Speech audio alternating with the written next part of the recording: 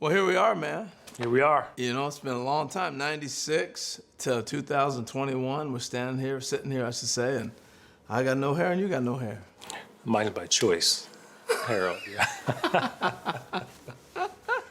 Yours a little bit by choice. You got glasses, too. I do. They're sitting in my pocket. But the one thing that's most noticeable is the beard. When did the beard come about? Lockdown. COVID. You know, I got a little bit lazy. You know, you think about it, man, because of the rules we had in New York, you know, I had never gone more than a day without shaving. They still do that to Rules. Rules. I mean, you got to have rules. Teaches you discipline. Rules and discipline. How much did that play into your success? It's all discipline, you know what I mean? You have to have a routine. You know, I had a routine. I had a ritual. I think I've told you this before. My biggest fear in life is being unprepared. And I think the way you are prepared is you stick to a ritual. You know, I did it every single day for parts of 20 years. You know, I knew what worked for me and I was going to stick to it. Good times, bad times, success or failure, I was sticking with my routine. Thrilling day for Derek Jeter to be the opening day shortstop. High expectations for this youngster. How important was 96 to the foundation of you? Rookie of the year, you play well, but more importantly to you, you guys won a championship. Set the tone for me personally because I know there was a lot of questions coming into the 96 season. You know, I struggled in spring training. The late Tony Fernandez broke his arm and they were stuck with me. So I got the opportunity to start the season and I got off to a good start. And I think it helps with your confidence. Just one day, opening day. Oh, you got a run on that one. That's gone. Holy cow. His first big league home run. I think sort of in my mind propelled me towards the rest of the season. And then we won a World Series. I mean, that just changes everything, especially in New York.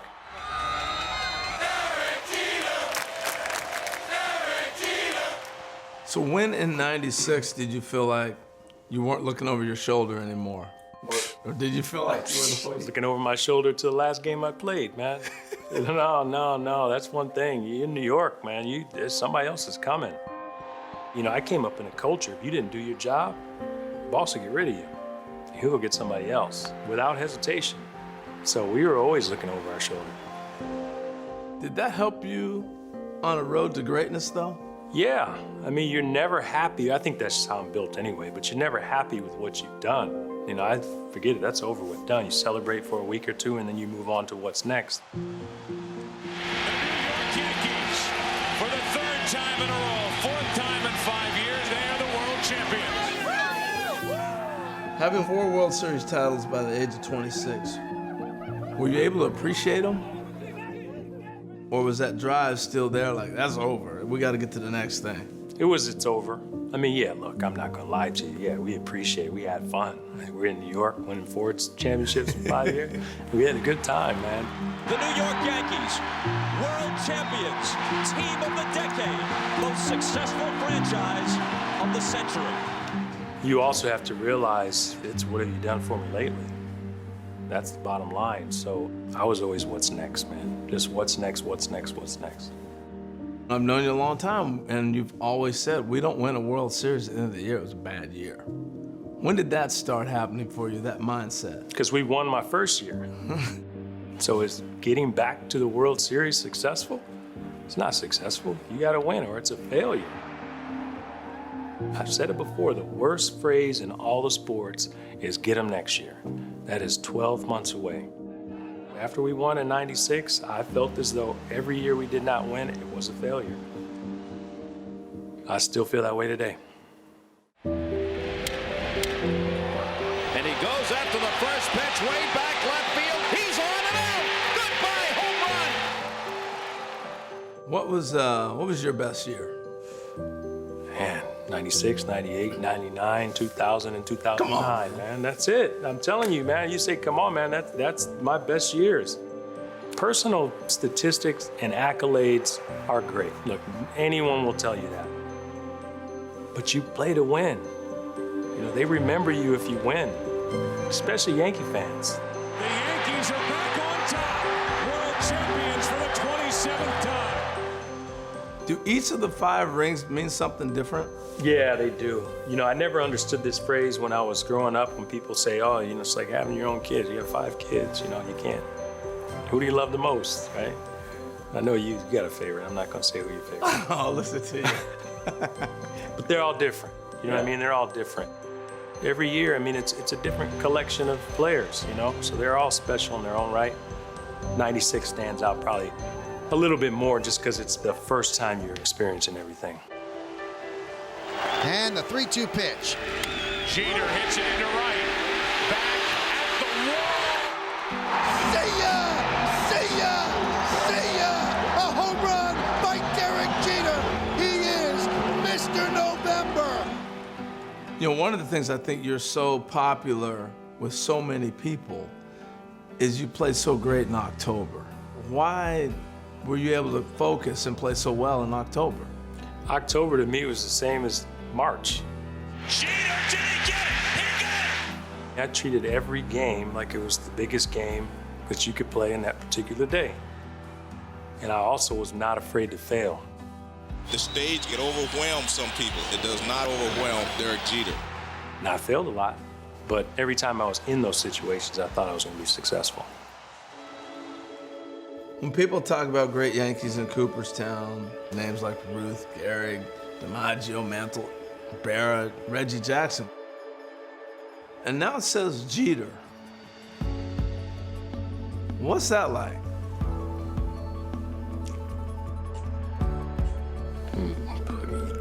Talking to a Yankee fan, you know what I mean? Just to be talked about in the same sentence, I've said it before, it's very humbling because it's not something I set out to do. You know what I mean? That's not a part of the dream when you're younger. You want to get to the major leagues, then finally you get there, you're like, okay, how do I stay? You know, you don't ever think about the Hall of Fame. At least I did.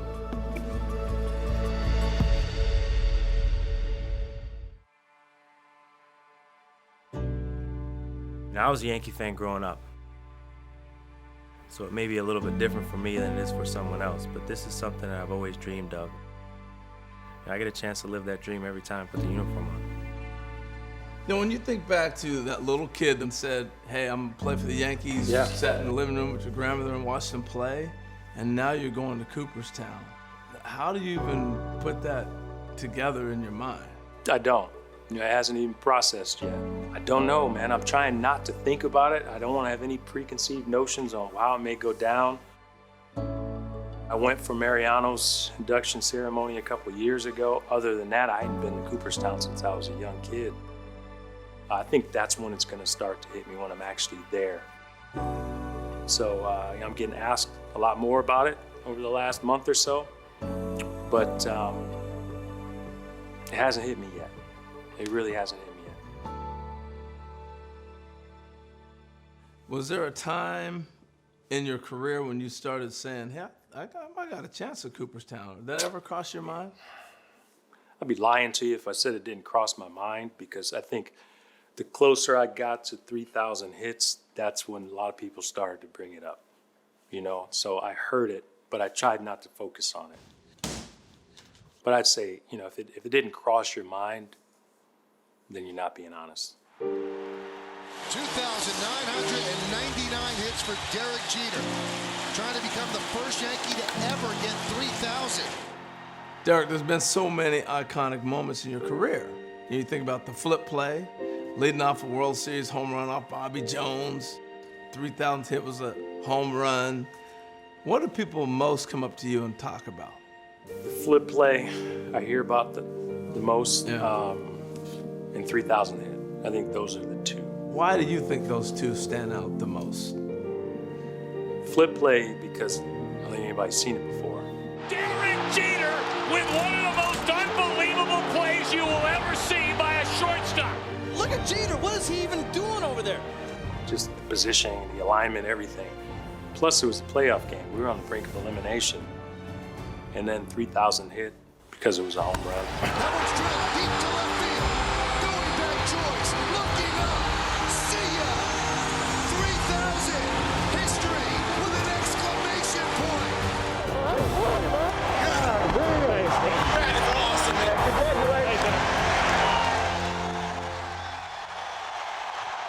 which one to you, which moment stands out? For me, I'll just tell you mine, was diving in the stands against the Red Sox. He loops that to left field, going to be a tough play. Jeter on the run, makes the play, and flies into the stands. Boy, did he get beat up. It looked like he had been in a fist fight. You come out all bloody, thinking you're the gladiator or something. That wasn't a tough play, though. You know, it's interesting because you hear so many people's perspectives, right? And I heard people, well, he could have just stopped. No, I couldn't have just stopped. You know, if you go back to old Yankee Stadium, there's not a lot of room. So if I could have stopped, I would have stopped. And it's sloping. Yeah, no, if I could have, I would have stopped. So actually, why are you looking at the camera, I'm making sure they see it. If I could have stopped, I would have stopped. For me, the moment, I don't know if it's a play, but the moment that stands out the most is the last game I played in Yankee Stadium. He has been, by any measure, a truly great player, but he has also been a presence. 20 years in one uniform. It's beginning to hit him what this night means. And that's all selfish because it's the only game I played in Yankee Stadium in my career that didn't matter. Only game we were eliminated. We got eliminated the night before. So 20 years, I played one game that didn't count, and that was the one. But the fans didn't treat it like that. You know, it was a playoff atmosphere. Here's Derek Jeter with the winning run at second and one out in the ninth inning. Derek Jeter has always been about the moment, the big moment. He owns the moment. Does he have one more moment in him here at Yankee Stadium? Take me through that bat. So you're on the on-deck circle, and you see the situation developing. Mm-hmm. So how are you sizing that moment up? Top of the ninth, the whole inning, I was saying, Joe, get me out of the game. Don't hit it to me, because I'm about to lose it. I was going to get emotional. Take me out now. We already won the game, so just get me out of here. And then bam, bam, 2 home runs, tie. I'm like, damn. I knew I was hitting third, so now I got to hit again, and then it just all played out. Well, the script is there. The last page is in Derek's hands. And I was like, God, if you have one moment left, please let it be right here.